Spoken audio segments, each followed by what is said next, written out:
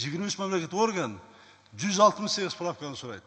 Ал справканы бербесе, ешқандай іс жүрбейді, ешсе қыла албайды, қызмет албайды, ешсе қыла албайды.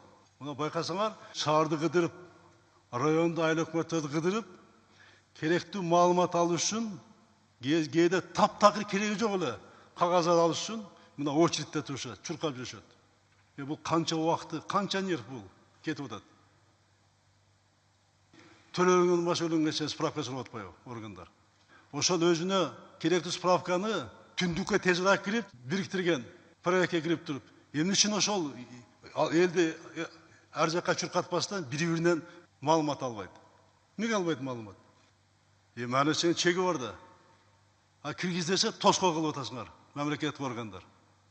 Керек болсо мамлекеттик органдар, кызмат көрсөткөн органдар мөөнөт кылып, обед убагында кызмат көрсөтүш керек.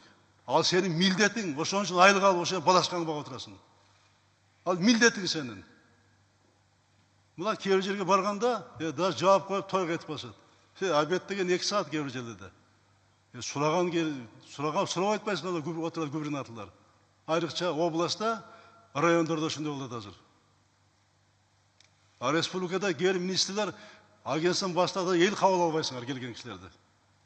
Мына каттар келип атпайбы? 3 эсеге көбөйдү мына каттар. Не только справка.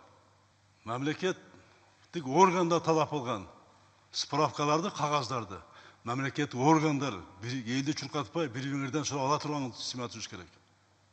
Качан түндүктө ижара кирсеңер, болгон азыр 50-ден 8-ге 12 кирдиби? 50 органдан. Мына ошол фактлардын баары тең түп тамырынан жок болуш керек. Атайлап тоскоолдук кылып аткандар. Мамлекеттик элге кызмат көрсөтүүнү жак кылбай аткан органдардын жетекчилерине бул тартипке чыгыш керек булардын баарын тең. Мамлекеттик кызмат көрсөтүү чөйрөсүндөгү санариптик технологияларды масштабтуу түрдө киргизүүнү өзү айтып турбайбы? Мен айтып аткан мына азыркы эле мисал. Бұл ең бірінші приоритетті бағытына ауышу керек.